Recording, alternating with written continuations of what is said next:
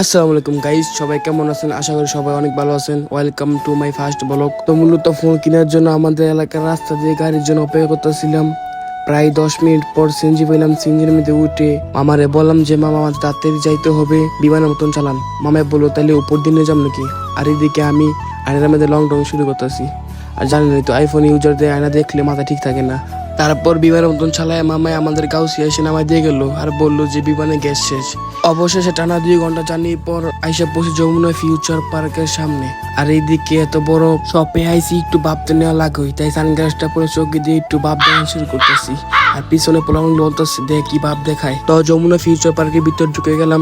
ঢুকে এদিক সেদিকটা দেখাচ্ছি। সত্যি বলতে অনেক সুন্দর, আর সুন্দর তো হয় দরকার, কারণ এত বড় একটা শপিং মল। তো আমরা মূলত ফোন কিনে লেগে আইছি, তাই বেশি দেরি না করে ফোনে মার্কেটে চলে যায়। তারপর ফোনে মার্কেটে এসে দেখি এদিকে ফোনের সব, এদিকে ফোনের সব, বলতে গেলে পুরোটাই ফোনের। তো অনেকক্ষণ যাবত ঘুরাঘুরি পর ফোন পছন্দ হইতেছিল না। তারপর আমার ভাই বলতেছে যে গরিবের কাছে ভালো ফোন আছে।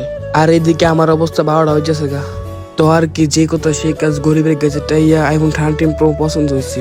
ফোনটা বলতে গেলে অনেক ভালো, আর দেখাও পছন্দ হয়েছে। তাই আর বেশি দেরি করলাম না, ফোনটা নিয়ে নিলাম।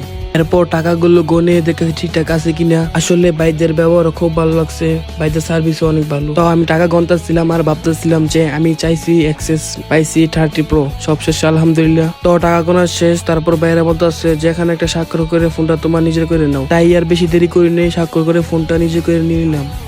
তো ফোনটা নিয়ে দেখতে দেখতে হাঁটতেছিলাম আর ভাবতেছিলাম যে এটা কি সেই জিনিস যেটা হাজারো মধুর ফ্যামিলিদের ছেলেদের স্বপ্ন। আসলে চোখের সামনে যখন নিজের শখগুলো পূরণ হয়, তখন আর কি মনের অনুভূতিগুলো বলে প্রকাশ করার মতো না, নিজের অজান্তে মনের মধ্যে আনন্দ চলে আসে। সবশেষে আল্লাহর কাছে আলহামদুলিল্লাহ। তো ফোন কিনা শেষ, এখন রিপ দিয়ে নেমে বাসায় যাওয়ার উদ্দেশ্যে রওনা দিলাম। কিন্তু বের হওয়ার রাস্তা খুঁজে পাইতেছিলাম না।